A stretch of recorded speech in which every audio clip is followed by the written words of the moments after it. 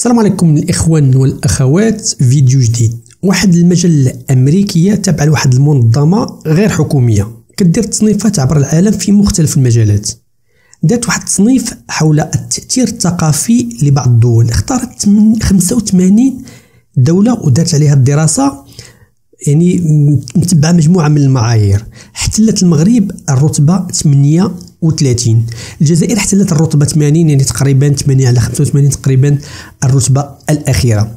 هادشي بطبيعة الحال في 2022، يعني هاد الرتبة ديال المغرب ممكن أنها تزيد بحكم الإشعاع اللي داروا المنتخب المغربي في كأس العالم. يعني في الترتيب ديال هاد السنة ممكن هاد الترتيب ديال المغرب يزيد.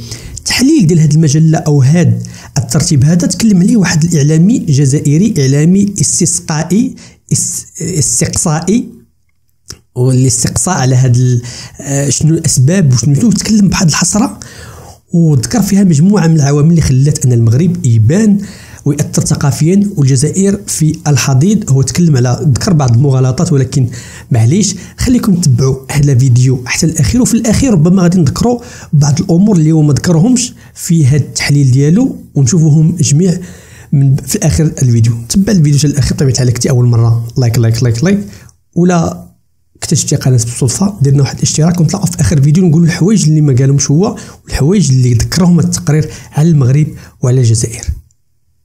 خليكم.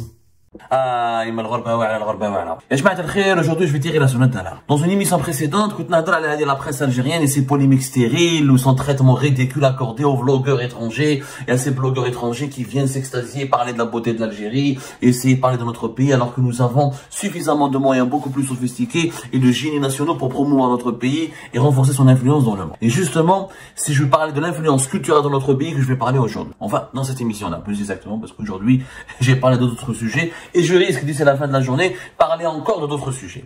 L'influence culturelle de l'Algérie, elle est en danger. Nous avons perdu énormément de notre influence culturelle dans le monde. Alors que nous avons une grande histoire millénaire, un patrimoine historique, matériel et immatériel exceptionnel, des paysages naturels, et un peuple gentil, hospitalier, et nous avons, on a de la musique, des arts, de la littérature.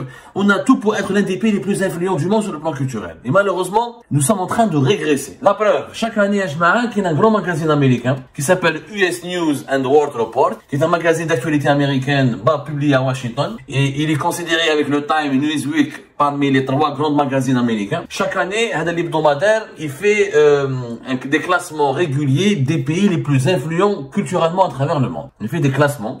Le classement de référence, c'est dans US News and World Report, les pays les plus influents culturellement. Il a plusieurs critères pour déterminer la liste des top 85 pays les plus influents culturellement dans le monde. Pour ce classement, il va évaluer les pays à la des scores. Il donne des notes. Les experts de ce magazine américain donnent des notes et des scores qui vont permettre d'avoir un score général à la fin. Ils vont noter plusieurs critères pour chaque pays. Ensuite, ils font le classement général. Les critères, c'est quoi? C'est le divertissement. Est-ce qu'on peut se divertir? Est-ce qu'il y a des moyens de divertissement dans ce pays-là? L'influence de la culture. Est-ce qu'il a une culture influente, connue? Est-ce qu'il y a des artistes connus, de la musique connue, une littérature connue, des dessinateurs connus, etc. La mode. Est-ce qu'il y a une mode? Est-ce qu'il y a un univers de la mode qui se développe? Est-ce qu'on peut être heureux dans ce pays? La notion du bonheur. Est-ce que les gens qui habitent dans ce pays-là sont heureux, sont épanouis, ils arrivent à faire ce qu'ils veulent? La puissance des marques. Est-ce qu'il y a des marques connues, des marques d'agronomie, des marques culturelles, des marques industrielles, des marques sportives connues? C'est l'ensemble de ces critères qui permet à l'Algérie, qui permet plutôt à ce magazine américain US News de classer les pays les plus influents culturellement. Quelle est la qualité de la vie? La situation politique du pays, l'ouverture pour les affaires, est-ce qu'on peut faire des affaires dans ce pays-là ou là? Donc c'est ça ce qui permet d'avoir un score et d'après ce score global, on détermine le classement de ces pays. L'Algérie à Jma'a, on fait partie, heureusement, des 85 pays les plus influents culturellement au monde, mais on est classé au 81e. Et on est fait partie parmi les 5 pays les plus influents de ce classement à l'US News. Ce qui n'est pas normal, ce qui est même anormal et dangereux. On est à la 81e position. À l'échelle africaine, On est le 9e pays africain le plus influent. On n'est même pas dans le top 5. On n'est même pas dans le top 3. Loin derrière le Maroc, l'Égypte et même la Tunisie qui est un pays en crise et en faillite. Ce qui prouve que l'Algérie a subi une perte importante de son influence culturelle dans le monde. Une perte de vitesse importante. Et le score de l'Algérie, il ne cesse de baisser d'une année à une autre. C'est le Maroc qui est 38e. Ou l'Égypte, elle est... Regardez comme le classement général, l'Égypte 31e au monde, le Maroc 38e, l'Afrique du Sud 39e, tous ces pays-là nous dépassent. On est dépassé par le Kenya, la Tunisie 61e, le Cameroun fait mieux que l'Algérie 65e, le Ghana, la Zambie, ben je dis l'Algérie. L'influence culturelle, on est 77e au monde, et dans le classement global des pays les plus influents, on est 81e. Sur 85 pays. Ce n'est pas normal. Alors que j'ai beaucoup de respect pour le Ghana, le Kenya, la Tunisie, mais nous sommes un pays qui a une histoire beaucoup plus millénaire, nous sommes beaucoup plus diversifiés, on a un pays beaucoup plus vaste, on a des paysages beaucoup plus diversifiés, beaucoup plus majestueux que beaucoup de ces pays africains que je respecte beaucoup. Et pourtant, ils nous dépassent. Ils nous dépassent. Pourquoi? Parce que sur certains critères, sur certaines catégories, on accuse un retard énorme. Et ce qui réduit l'influence culturelle de notre pays. L'influence culturelle, c'est pas n'importe quoi. L'influence culturelle permet d'avoir des touristes, permet d'avoir des investisseurs étrangers, elle permet de donner de la puissance politique. Il y a des pays qui sont influents culturellement, qui arrivent à s'imposer sur la scène politique mondiale. Prenez le cas de la Corée du Sud. La Corée du Sud, grâce à la vague, grâce à sa musique qui commence à s'internationaliser, grâce à ses films, à ses séries, à son cinéma, la Corée du Sud est devenue une puissance politique importante de la région, qui concurrence le Japon, les États-Unis d'Amérique, la Chine. Et c'est devenu un pays puissant et qui compte. La Turquie, regardez l'influence culturelle de la Turquie. Regardez grâce au feuilleton turc, grâce à la musique turque, à la gastronomie turque, à la restauration turque, au tourisme en Turquie, grâce à l'histoire turque, comment la Turquie a émergé et devenu parmi les 20 pays les plus puissants du monde. Et les cas sont nombreux. Les États-Unis d'Amérique, c'est la première puissance politique et économique, parce qu'elle est aussi la première puissance culturelle grâce à son cinéma Hollywood. Les films américains influencent le monde entier. La musique américaine, le divertissement, les stars de la pop américaine amusent et font rêver et font fantasmer le monde entier. Ce qui permet aux États-Unis d'Amérique d'asseoir sa véritable domination, sa véritable puissance. La France demeure parmi les pays les plus influents grâce à son histoire, grâce à son cinéma, grâce à sa musique, grâce à ses artistes, grâce à ses écrivains. Et donc, la France demeure parmi les pays les plus influents dans le monde. L'influence culturelle est importante. Il n'y a pas que l'argent, où il y a les armes, où il y a les armées. La culture, le sport, on appelle ça le soft power. C'est ce qui permet à des pays de s'imposer sur la scène, au sein de la communauté internationale, sur la scène mondiale, et d'attirer les regards, d'attirer les projecteurs, les investisseurs, les touristes, et de devenir ainsi des pays importants, des carrefours d'échange importants. Là, on a tout pour l'Algérie a tous les atouts nécessaires. Malheureusement, on est très mal noté. Par exemple, qui n'est de l'influence culturelle, par exemple, la mode, elle est très peu développée en Algérie. Le divertissement, nous avons un score de 6 à peine. La mode, même pas 1 sur 10. Nous n'avons pas de grandes marques culturelles. Nous ne sommes pas un pays assez moderne. Nous ne sommes pas assez branchés. Il n'y a pas des clubs de musique, il n'y a pas des boîtes de nuit, des spectacles, des salles de spectacle. Il n'y a pas une vie culturelle en Algérie. C'est pour ça qu'au Maroc et en Tunisie, ils sont mieux classés que nous. L'Égypte mieux classée que nous. Et pourtant, l'Égypte, là, par exemple, c'est une société aussi conservatrice, il y a plus de pauvres, plus d'inégalités qu'en Algérie. Mais l'Égypte arrive à organiser des événements culturels, des festivals. Il y a des lieux de vie, il y a des lieux de divertissement. En Algérie, Marrakech, le Maroc, un festival de Marrakech, et Saouira, et le Mawazin. Malheureusement, durant l'époque de Bouteflika, on a essayé de faire des choses. Il y a eu des grands festivals, il y a eu l'année de la culture arabe, la culture islamique, le festival panafricain, il y a un certain nombre de festivals et d'organisations d'événements culturels qui ont élevé, qui ont amélioré l'image de l'Algérie et qui l'ont rehaussé, qui ont vraiment élevé, qui ont vraiment fait de notre pays un pays qui commençait à se réveiller, à revenir, à rompre avec son isolement politique et géopolitique, à ses problèmes qui datent des années 90. Je vois la décennie noire, nous avons vécu des choses terribles à cause des violences de la décennie noire, ou à cause des dérives du terrorisme et de la lutte, et des problèmes de la guerre civile, etc. Nous étions un pays qui a disparu pratiquement, qui a disparu de la scène mondiale. On est devenu un trou noir à cause de la décennie noire. Laisse-moi trave l'Algérie. L'Algérie, le terrorisme. L'Algérie, l'insécurité. L'Algérie, la terreur. Grâce, durant les 2 décennies de Bouteflika, on a Bien sûr, c'est un régime corrompu, mafieux, et ça, durant ces 2 décennies, il y a eu des efforts pour améliorer l'image de l'Algérie. Le pays est redevenu fréquentable, les compagnies aériennes sont revenues, pas uniquement à cause de la réconciliation nationale, mais à cause d'une politique culturelle. On a boosté la culture, on a boosté un peu le cinéma algérien, on a construit des salles, on a organisé des concerts, on a développé des événements culturels qui ont permis à l'Algérie de revenir petit à petit sur la scène culturelle mondiale et de redevenir un pays connu.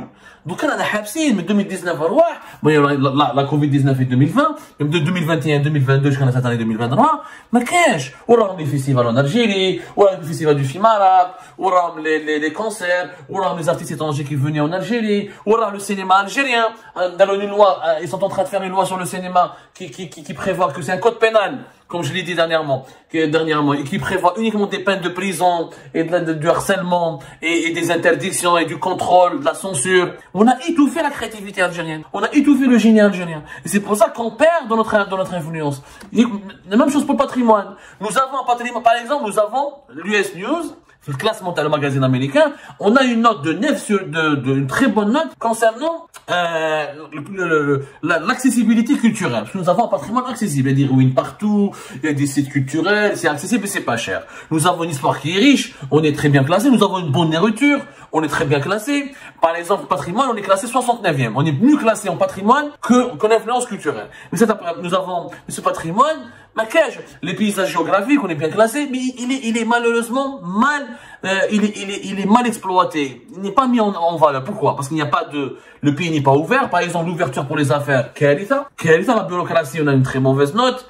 La corruption, on a une très mauvaise note. La transparence des pratiques gouvernementales, on a une très mauvaise note. Donc on est mal classé et on se retrouve parmi les 10 derniers pays concernant l'ouverture pour les affaires. Et si un investisseur quand on vient investir dans un pays, on cherche aussi à visiter ce pays, à vivre agréablement dans ce pays. On s'installe pas dans un pays où on est mal à l'aise, on n'arrive pas à sortir, on n'arrive pas à s'amuser, on n'arrive pas à se cultiver. Non, on peut pas s'installer dans un pays pareil. On s'installe, on investit son argent dans son pays, on ouvre des entreprises dans des pays qui sont accueillants, où il y a du divertissement, où les enfants peuvent aller à l'école, où on peut sortir le week-end.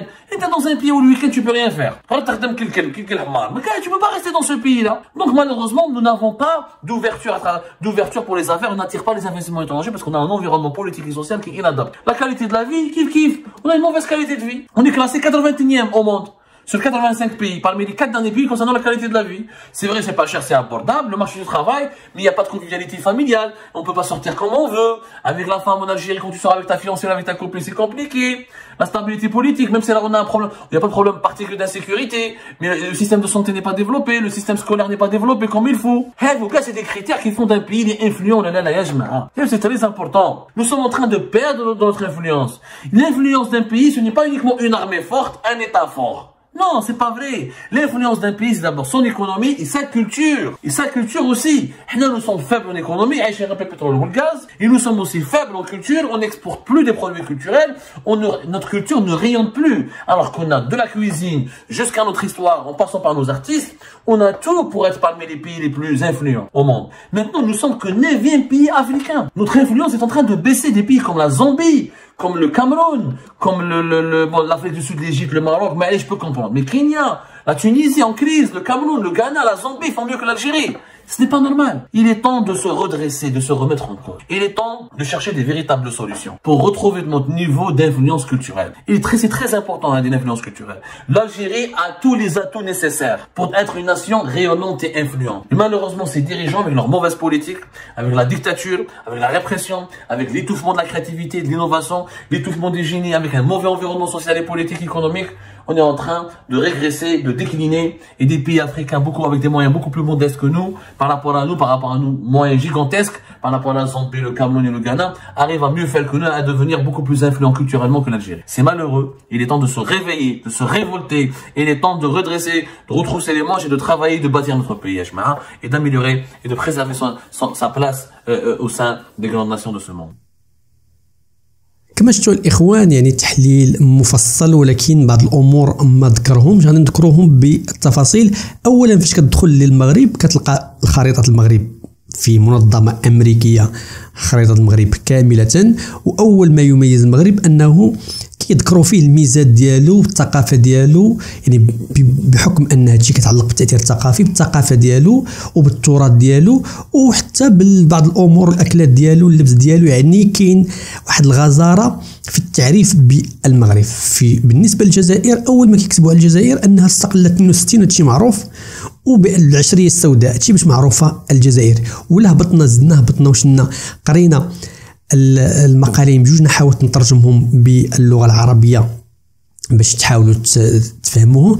فكنشوف هذاك المعايير اللي اتخذوهم باش يديروا هذا الترتيب هذا، كنلقاو فيه مجموعه من المعايير، ومن بينها رياده الاعمال، جوده الحياه، التراث. وهنا يبان لكم التراث المغربي شحال الرتبه، شحال يعني الدرجه والنقاط اللي خداهم بالمقارنه مع التراث الجزائري، شحال النقاط خداهم. وبالاجمال كتلقاو المغرب 26 فاصله والجزائر 2 فاصله. يعني هذا باين، ما يقولوش عاوتاني هذا الشيء راه داروا المخزن، ولكن منظمه مستقله امريكيه سميتها US News Report، وكديرها عبر العالم وكديرها في شتى الميادين. شوفوا هذا الشيء كامل. عطينا الراي ديالك في هذا الموضوع بالضبط.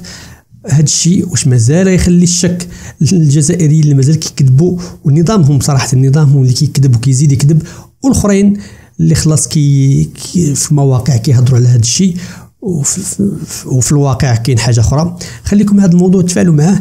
الا عجبكم الموضوع، الا كنتي اول مره لايك. وشكرا للناس كيديروا لايك مثلا للفيديو. وخلاص الا كنتي اول مره كتجي، دعمنا بواحد الاشتراك ونضم، وفي انتظار تفاعل شنو بان لكم والاقتراحات ديالكم. الى اللقاء فيديو اخر ان شاء الله. تبارك الله عليكم.